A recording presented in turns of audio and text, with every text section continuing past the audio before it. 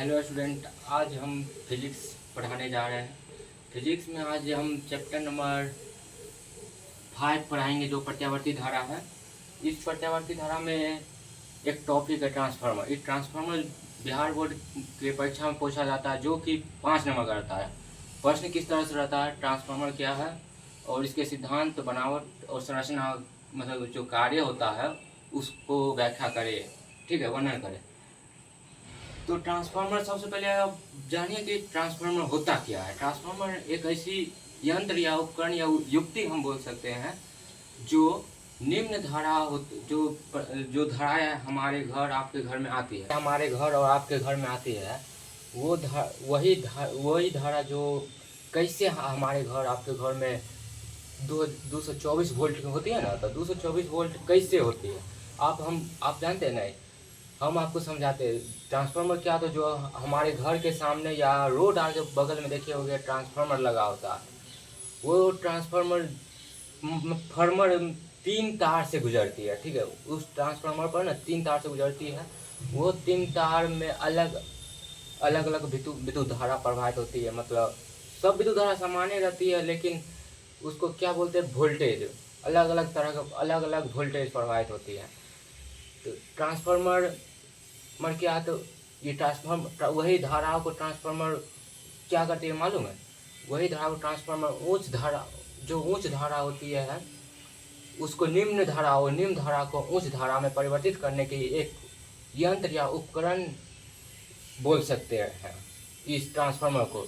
यही ट्रांसफार्मर का कार्य होता है। चलिए, हम आप सभी ट्रांसफार्मर देखे होंगे तो जरूर है। देखिए, बोर्ड पर ट्रांसफार्मर बना हुआ है।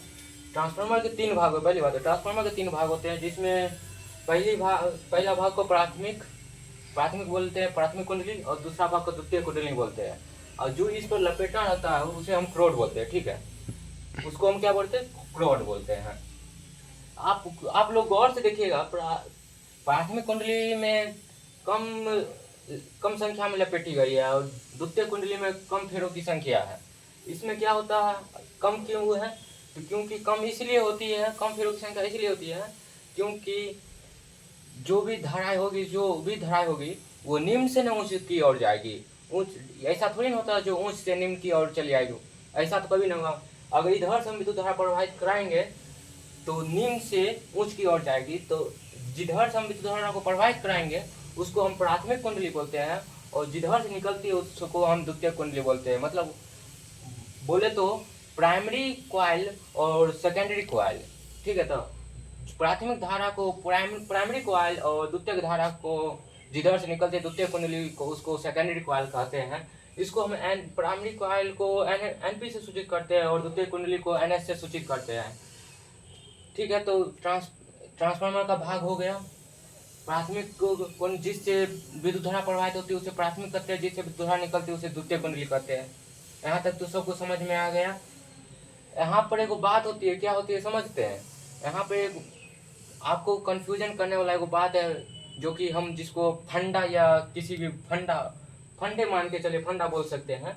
वो क्या करती है जी, याद रखिएगा, जिधर से विद्युत धारा प्रवाहित होगी उसको हम प्राथमिक कुंडली, और जिधर से विद्युत धारा निकलेगी उसको द्वितीय कुंडली। कभी कभी क्या होगा, इधर से विद्युत धारा प्रवाहित कराई जाती है तो उस स्थिति में हम इसको प्राथमिक कुंडली मानते हैं, और इधर से निकलती है तो इसको हम द्वितीय कुंडली मानते हैं, ठीक है। इस बात को आप हमेशा याद रखिएगा, ठीक है। इसके बाद हम चलते हैं इसके प्रकार पर। ट्रांसफार्मर के प्रकार, ट्रांसफार्मर 2 प्रकार का होता है, ठीक है। जिसमें पहला होता है स्टेप अप ट्रांसफार्मर और step down transformer. Step up transformer क्या होता है, जानते हैं नहीं। तो स्टेप अप ट्रांसफार्मर होता यह है कि स्टेप अप ट्रांसफार्मर क्या करता है, बताइए। स्टेप अप ट्रांसफार्मर का काम क्या है, वो यह करता है कि जो निम्न धाराएं होती है वो निम्न धाराओं को उच्च प्रत्यावर्ती धारा में परिवर्तित करती है, बदलती है। और स्टेप डाउन ट्रांसफार्मर वो उच्च धाराओं को निम्न धाराओं में परिवर्तित करती है। स्टेप डाउन ट्रांसफार्मर का यही कार्य होता है, ठीक है। स्टेप अप स्टेप डाउन समझ में आ गया। यहाँ पे एगो बात होती है, आप समझिए। अगर इधर से हम विद्युत धारा को प्रवाहित करते हैं तो ये हो गया स्टेप अप ट्रांसफार्मर, और इधर का स्टेप डाउन ट्रांसफार्मर। इसमें कोई फंडा उंडा नहीं है, सीधा सीधी समझिए, ये स्टेप अप ट्रांसफार्मर, ये स्टेप अप डाउन ट्रांसफार्मर, ठीक है। इधर पे कम फेरों की संख्या से विद्युत धारा प्रवाहित करते हैं, इसीलिए यहाँ पर एगो चीज आता है, समीकरण आता है, जो कि समीकरण इस प्रकार का आता है, देखिएगा, एनपी बट्टा एनएस रहता है, ठीक है। यह कम से ऊंच की ओर जा रही है, इसीलिए यहाँ एक से कम की ओर, एक से कम होगा, ठीक है। तो यहाँ पे हम इस तरह का ग्रेटर देन लेस देंगे, ठीक। और इधर क्या होता है, इधर से निकलती है, इधर अधिक संख्या रहती है, तो कम से अधिक की ओर आ रही है, इसीलिए हम ग्रेटर देन यहाँ पर इंक्रीज देंगे, एन एस बटा एन पी एक से बड़ा हो जाएगा, ठीक है। ट्रांसफार्मर क्या है, ट्रांसफार्मर के कितने भाग होते हैं और ट्रांसफार्मर के कितने प्रकार होते हैं, यहाँ तक तो आप सबकी को समझने में कोई दिक्कत नहीं। आप महत्वपूर्ण बात है जो कि ऑब्जेक्टिव में पूछी जाती है, याद रखिएगा।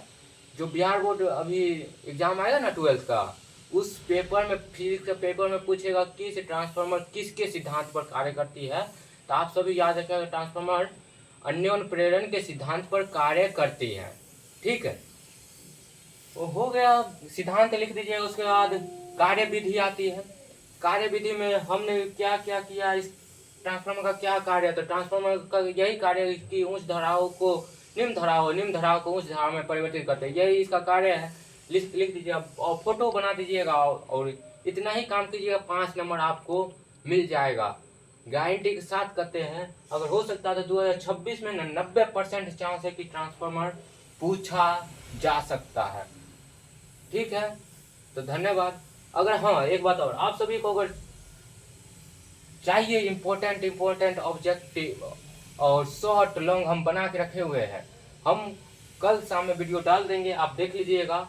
मोस्ट वेरी इम्पोर्टेंट, जो कि पूछेगा ही पूछेगा 2026 के एग्जाम में। धन्यवाद।